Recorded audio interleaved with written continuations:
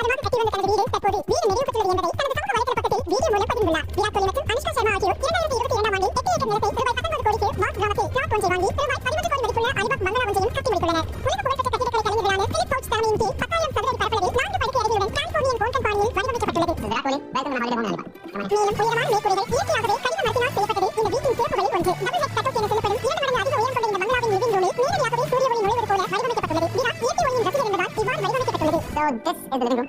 The most interesting feature for me was the double height cutout within the living space, which for me is very important because I love natural light.